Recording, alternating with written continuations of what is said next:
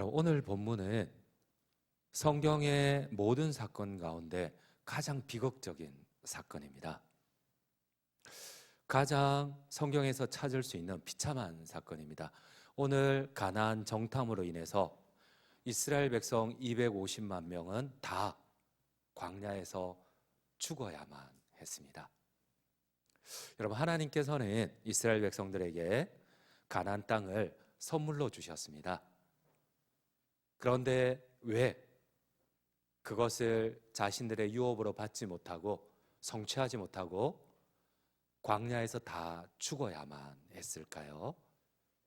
하나님은 가나안을 약속하셨어요. 이미 주셨어요, 선물로. 그런데 그것을 받아 누리지 못하고 이스라엘 백성은 오늘 정탐꾼 사건으로 인해서 다 광야에서 죽어야만 했습니다. 더 이해할 수 없는 것은 정탐꾼들의 보고는 너무나 정확한 보고였어요. 우리가 더 아이러니한 것은 이들의 보고는 철저하게 가장 합리적이고 객관적이고 가장 타당하고 사실적이었습니다. 그런데 하나님은 분노하셨어요. 결국 광야에서 이 백성들을 하나님께서는 하나님의 심판으로 다 죽기까지 가나안에 들어가지 않으셨어요. 여러분, 우리도 가끔 이럴 때가 있습니다. 가장 합리적이고 가장 타당하게 가장 정확하게 판단을 할 때가 있어요. 그리고 그것을 주장할 때가 있어요. 그런데 그것이 오히려 하나님의 뜻을 부정할 때가 있어요.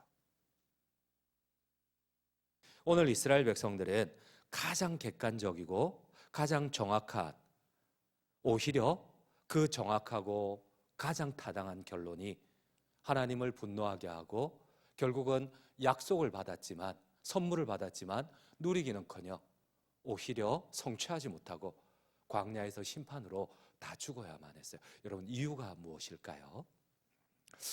유대인의 지혜에서 탈무드에 보면 이런 얘기가, 지혜로운 얘기가 나옵니다.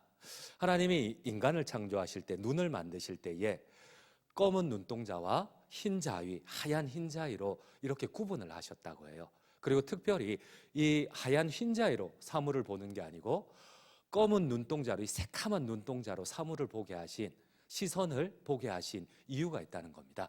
여러분, 새카맣고 앞이 보이지 않는 시커먼 좌절과 절망 가운데서 빛이신 하나님을 볼 수 있도록 하나님께서는 이 하얀 흰 자위가 아니라 검은 자위로, 물론 이게 과학적으로는 맞지 않는데 유대인의 탈무드에는 자신들이 삶을 살아보니까 이렇게 지혜를 가지고 있어요. 여러분, 우리가 이 가나안의 7 족속이 위협적이에요. 두려워요. 소망이 보이지 않습니다. 근데 하나님께서는 이 정탐꾼을 보내서 정탐을 한 이유는 더 소망이 없으니까, 더 자신들을 보니까 답이 없으니까 더 하나님께 엎드리기를 원했고, 그 시선을 이 절망 가운데 하나님께 더 집중하기를 원했어요. 근데 그네들의 결론은 이 객관적인 사실을 가지고 하나님을 부인하는 거였어요. 그렇습니다. 이스라엘의 비극의 원인은 현실의 고난과 어려움을 철저하게 분석을 하고 철저하게 정리를 하고 철저하게 객관적이고 타당한 답을 얻었는데 결국은 이로 말미암아 하나님을 보지 않았다는 겁니다. 하나님이 분노한 이유는 바로 이것이었어요. 우리가 한 해를 마무리하면서 한 번만 우리 자신들을 한번 돌아보기를 원합니다. 내가 어려움 앞에, 좌절 앞에, 절망 앞에 나는 어떻게 분석을 하고 어떤 타당한 결론을 내리고, 근데 이 과정 가운데 진짜 내가 하나님을 한 번이라도 바라보고 내가 엎드리고 하나님의 음성을 들어본 적이 있는지, 아니면 나의 판단이 옳다고, 나의 선택이 옳다고 그렇게 결정을 내리지는 않았는지 한 번만 돌아보기를 원합니다. 여러분, 오늘 이스라엘 백성들은 가장 정확한 결론을 내렸어요. 오랜 정탐을 통하여 우리는 이 가나안 족속들 앞에 메뚜기와 같다는 거. 정말 정확한 결론이에요. 맞아요. 노예 출신 이스라엘 백성들 400년 동안 남의 나라의 노예로만 살았던 이 사람들에게는 이 가나안 문명 가운데 한 번도 정복되지 않은 여리고성 앞에 그 당시에 오히려 이 팔레스타인의 이 압도적인 문화 앞에서 이스라엘은 진짜 한없이 메뚜기와 같은 존재들이었어요. 근데 하나님께서 정탐을 하게 하신 목적이 이거를 알게 하기 위해서일까요? 이들이 놓친 게 무엇일까요? 여러분, 오늘 이 정탐 후에, 철저한 정탐 후에 이들의 결론을 같이 한번 읽어봅시다. 오늘 본문 마지막 33절입니다. 함께 읽겠습니다. 거기서 네피림 후손인 아낙 자손의 거인들을 보았노니 우리는 스스로 보기에도, 여러분 정확하게 봤어요. 가나안 7족속에 비하니까 이스라엘은 메뚜기예요. 진짜 아무것도 아닌, 절대 가나안과 싸울 수 없는, 가나안 땅을 정복할 수 없는 메뚜기 같은 인생이 이스라엘이었어요. 여러분, 그런데 왜 이게 하나님을 분노하게 하셨을까요? 왜 하나님을 진노하게 하셨을까요? 왜 약속을 받고도 그 약속을 성취하지 못해서? 여러분들 혹시 중고등부 시절에 아니면 대학생 때에, 많이 대학생이구나. 그런데 여러분, 하나님의 약속을 받아본 적이 있으세요?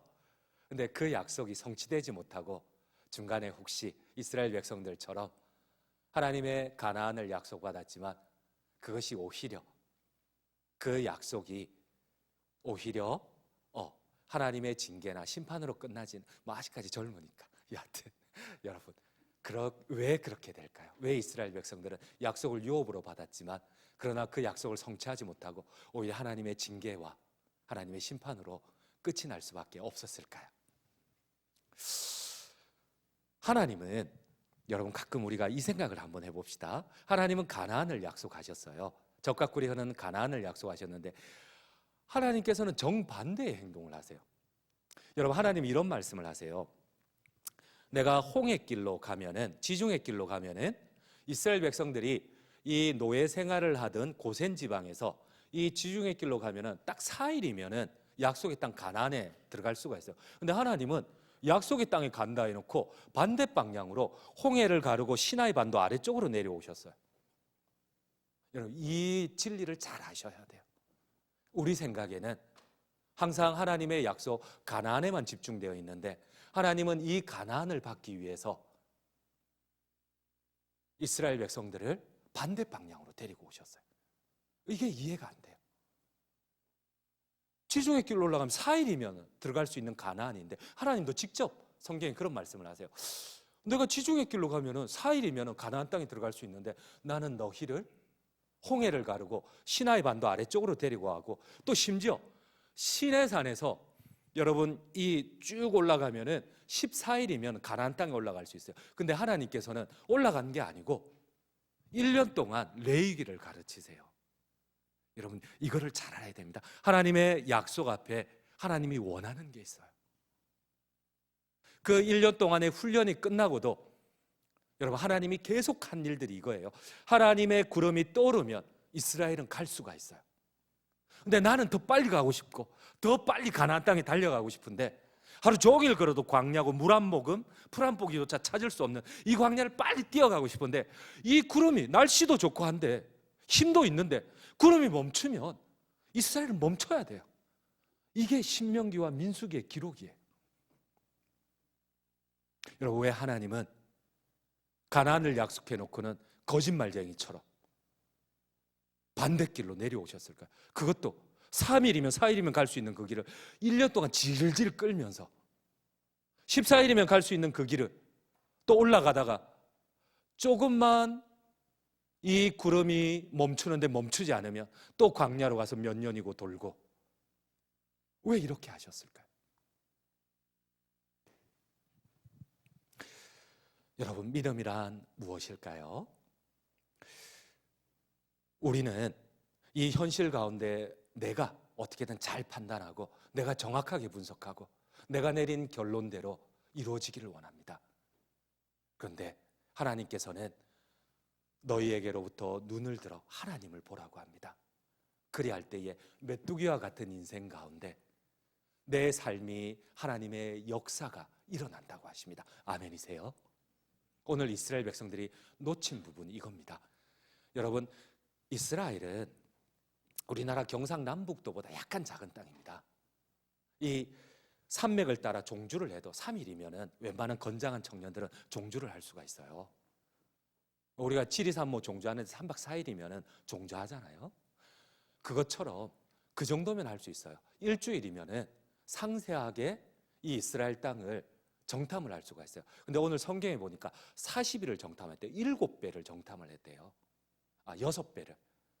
그러니까 얼마나 많이 정탐을 하고 분석을 했겠어요. 인종, 문화, 산지의 여부스 족속, 가나안 족속, 뭐 언어, 또 구조, 가옥, 열매, 수도 없이 정탐을 했어요. 일반적인 상식을 넘어서서 6배나 철저하게 정탐을 했어요. 근데 하나님을 진노하게 했어요. 하나님을 분노하게 했어요.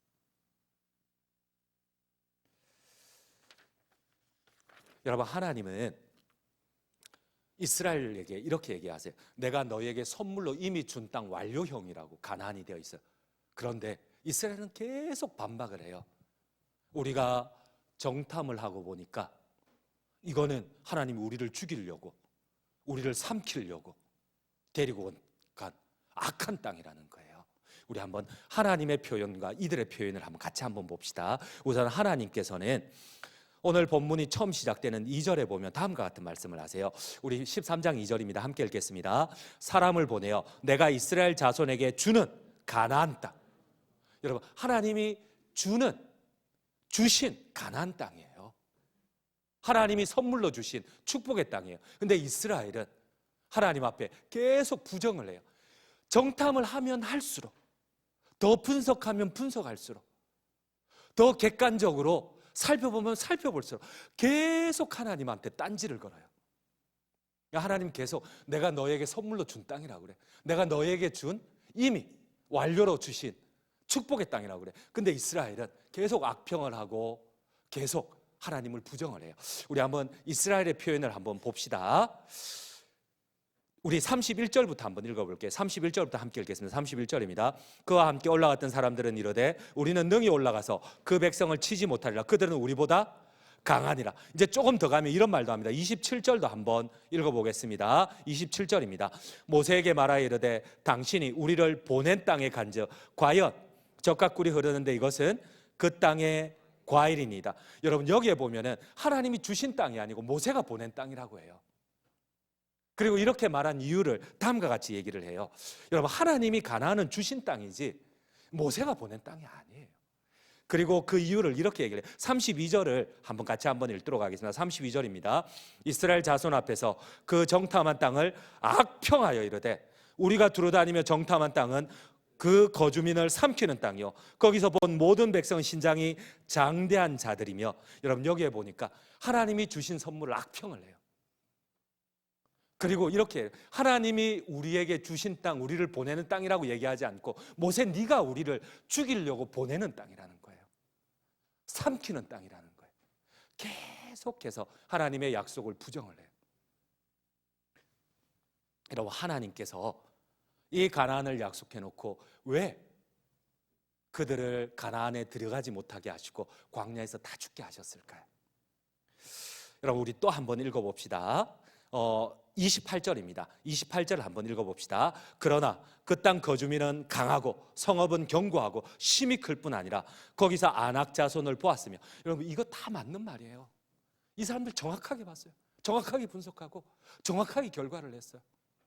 근데 왜 하나님께서 화가 나시고 하나님께서 이 약속한 땅에 못 들어가게 하시고 광야에서 다 죽게 하셨을까요?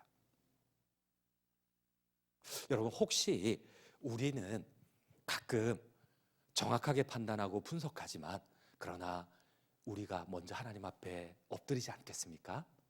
먼저 기도하고. 여러분, 하나님이 왜 정탐하라고 했을까요? 이 정탐 가운데 철저하게 우리가 메뚜기인 것을, 진짜 내가 내 힘으로 아무것도 할 수 없구나, 여기까지 철저하게 무너지기를 원하셨어요. 하나님이 왜 지중해 길로 4일 만에 안 올라가시고 광야 길로 내려가셨을까? 여러분 혹시라도 하나님께서 여러분들을 질병 가운데 데리고 갈 때가 있어요. 나 정말 하나님 잘 믿었는데 하나님께서 여러분들을 고난 가운데, 이해되지 않는 절망 가운데, 하나도 맞지 않는 불합리함 가운데 인도할 때가 있어요. 여러분 그때에 우리가 기억해야 할 것이 무엇입니까? 철저하게 분석하고 답을 찾고, 여러분 그거 맞아요. 그러나 하나님은 그러고 난 다음을 소중하게 생각해요. 그러기에 더 하나님께 집중하는 거예요. 그러기에 더 우리가 엎드리는 거예요. 우리가 판단 내리기 이전에 그러기에 더 우리가 하나님을 예배하는 거예요. 아멘이세요? 그렇게 하실 거예요? 여러분 오늘 이스라엘 백성들은 계속해서 안 되는 것만 얘기를 해요. 철저한 분석인데, 철저한 타당한 합리성인데 계속해서 하나님을 거부하는 얘기만 해요. 계속 나열을 해요. 끝없이 나열을 해요. 마지막엔 또 이렇게 얘기를 해요. 여러분 여기에 보면은 아낙 자손을 보았다고, 성경에 보면은 달메와 아이만과 세세, 여러분 골리앗 하나 때문에도 이스라엘 백성 전체가 벌벌벌 떨었는데 거기 아낙 자손이 수십 명 있어요. 대표적인 달메와 세세와 아이만 막 성경에 기록되어 있잖아요. 한 명 앞에서 벌벌벌 떨었는데 그 수십 명의 아낙 자손들 앞에서 이스라엘이 어떻게 그 땅을 들어갈 수가 있겠어요? 그리고 심지어 우리 29절도 한번 읽어봅시다. 29절입니다. 함께 읽겠습니다. 아말렉이는 남방 땅에 거주하고 헤딘과 여부스인과 아모리는 산지에 거주하고 가나안이는 해변과 요단가에 거주하더라. 계속 안 되는 얘기만 해요. 여러분 정확한 분석입니다. 정확한 사실입니다. 타당한 결론입니다. 그러기에 우리가 더 하나님께 더 물어봐야 돼요. 우리가 그러기에 더 기도해야 되고 그러기에 더 엎드려야 돼요. 여러분 하나님께서 우리에게 율법을 주셨어요. 왜 지키지도 못하는, 여러분 우리는 이렇게 생활을 하니까 이 율법이 얼마나 우리를 좌절하게 만드는지 몰라요. 이런 거를 잘 못 느껴요. 그러나 우리가 그토록 존경하는 루터나 칼빈 같은 경우는 어떻게든 구원을 이루기 위해서 매일 고행을 하고 매일 선행을 하고 매일 한 말씀이라도 벌벌벌 떨면서 순종을 했는데 결국은 좌절하고 결국은 고통스러워하고 나 같은 것이 구원을 이룰 수 있을까? 그때에 발견한 것이 예수 그리스도라는 거예요. 아멘이십니까? 우리가 좌절할 수밖에 없고 끝없이 비참할 수밖에 없었을 때에 유일하게 붙잡을 수 있는 구원이 예수 그리스도라는 거예요. 여러분 하나님께서 가나안을 정탐하라고 하신 이유는 철저하게 분석하는 거 좋습니다. 철저하게 분석을 해야 돼요. 철저하고 정확하게 봐야 돼요. 그러기 때문에 더 엎드릴 수밖에 없어요. 그러기에 내가 메뚜기 같은 것을 알기에 하나님 외에는 구원이 없다는 거예요. 하나님 외에는 이 가나안을 얻을 수가 없다는 거예요. 여러분 제가 오늘 말씀을 이렇게 묵상을 하면서 참 제가 웃었어요. 웃은 게 이해가 안 되는 게, 여러분 홍해를 가르시는 하나님을 보았던 사람들은, 이스라엘 백성들은 오히려 하나님의 능력을 의심을 해요. 하나님을 보지 않아요. 근데 웃긴 거는 가나안 백성들은, 하나님을 믿지 않는 이들은 하나님을 보면서 두려워 떨고 있어요. 여러분 오늘 하나님이 우리를 고발하는 내용이 이거예요. 하나님의 백성이 하나님을 보지 않고 자기들이 결정하고 자기가 하나님의 자리에 앉아서 심판하려고 하는데, 오히려 이스라엘의 적들인 가나안 족속들은 하나님을 바라보며 벌벌벌 떨고 있다는 거예요. 여러분 이런 아이러니가 어디 있어요? 오늘 하나님이 우리를 고발하는 이 내용이 무엇입니까? 내 백성들은 나를 보지 않는데 나의 원수들이 나를 보고 벌벌벌 떤다는 거예요. 이런 아이러니가 어디 있어요? 우리 한번 성경을 같이 한번 읽어볼게요. 여호수아 2장 9절에서 11절입니다. 우리 한번 2장 9절을 한번 읽어볼게요. 말하되 여호와께서 이 땅을 너에게 주신 줄을 내가 아노라. 우리가 너희를 심히 두려워하고 이 땅 주민들이 다 너희 앞에서 간담이 농나니. 이 가나안 족속의 고백이에요. 이스라엘은 하나님을 보지 못하고 벌벌벌 떨고 있는데, 여러분 가나안 족속이 하나님을 보면서 두려워 떨고 있어요.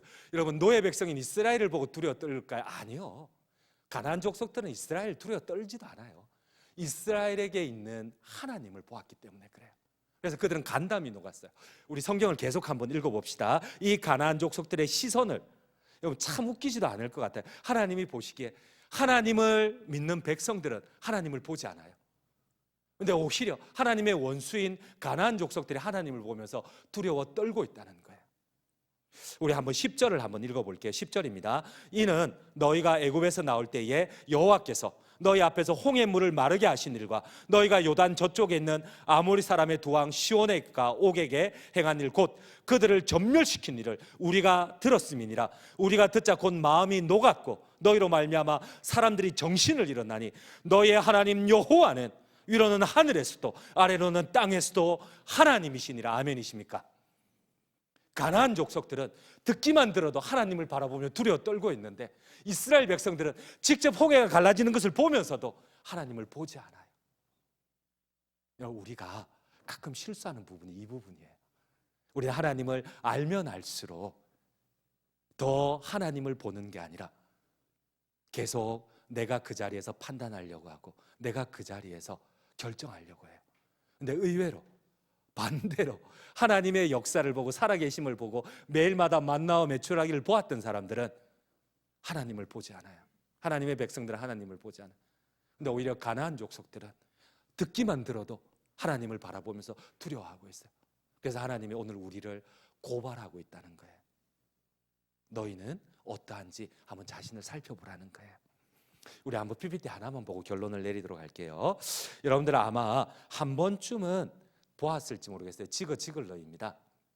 이분은 그냥 크리스찬보다는 오히려 성공학자, 자기개발자, 동기부여자로 유명한 전 세계적인 인물입니다. 근데 이분이 하나 깨우친 게 있어요. 자기 아들하고 성경 공부를 하다가 가정예배를 드리다가 아들에게 그랬대요. 이 초등학생인 아들에게, 야, 이 다윗은 정말 용감하게 모든 백성이 벌벌 떨고 있는데 중학생밖에 되지 않는 이 다윗이 골리앗 앞에 용감하게 나아갔어. 근데 그 초등학생인 아들이 이렇게 얘기를 하더래요. 아빠, 다윗이 용감한 게 아니고 골리앗이 용감해요. 그래서 야, 뭔 소리냐? 다윗이 골리앗 그 죽음 앞에 나간 거 다윗이 용감하지. 그러니까 이 아들이 이렇게 얘기를 했대요. 아버지, 다윗은 하나님을 볼 수 있었기에 큰 두려움 없이 나갈 수 있었지만 골리앗은 하나님을 못 보면서도 하나님이 계신 것을 알지 못하면서도 하나님이 함께하는 다윗 앞에 나왔으니까 그게 용감한 거 아닙니까? 여러분, 이게 말도 안 되는 얘기지만 이 지글러가 무릎을 쳤대요. 아, 그렇구나.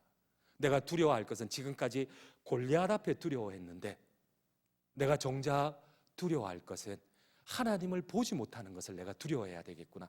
여러분, 내가 이 골리앗의 모든 정신을 빼앗겨서 혹시나 골리앗 너머에 계신, 골리앗을 누르고 계시는 하나님을 보지 못하는 것은 아닌지요. 우리가 신앙생활을 오래 하면 오래 할수록 우리가 실수하는 부분이 하나님을 보지 못한다는 사실입니다. 결론을 맺도록 하겠습니다. 여러분, 그 당시 근동 지방에서 가장 용맹무쌍한 나라가 애굽이었어요. 이 역사의 기록에 의하면 애굽의 전차 부대가 한번 지나간 곳은 풀 한 포기보다 나지 않는다고 합니다. 그렇게 잔인 무도한 최고의 근동에서 패권인 이 애굽을 홍해에 수장시킨 사람이 하나님이세요. 근데 그것을 직접 눈으로 보았던 이스라엘 백성들은 오히려 아무것도 아닌, 애굽에 비하면 아무것도 아닌 가나안 족속 때문에 벌벌 떨고 있다는 겁니다. 애굽의 전차 부대를 수장시킨 하나님께서 이 가나안 7족속을 이기지 못할까요? 그런데 이스라엘 백성들의 가장 정확한 분석은 하나님은 가나안 족속을 이기지 못한다는 겁니다. 여러분, 혹시 우리가 실수할 수 있어요. 그러나 객관적이고 정확한 판단 너머에 우리가 그렇기 때문에 더 좌절할 수밖에 없지만, 그러나 그렇기 때문에 우리가 더 엎드리고 기도하며 살아계신 하나님을 만나보지 않으시겠습니까? 우리가 더 기도함으로 이해되지 않는 좌절로 인도하신 그 하나님 앞에 원망하거나 철저히 분석하는 것도 중요하지만, 그러나 이것이 오히려 하나님을 만나는, 하나님을 체험하는, 내 삶 가운데 역사하시는 하나님의 역사를 바라보는 기회와 은혜가 되시기를 간절히 주님의 이름으로 축원드립니다.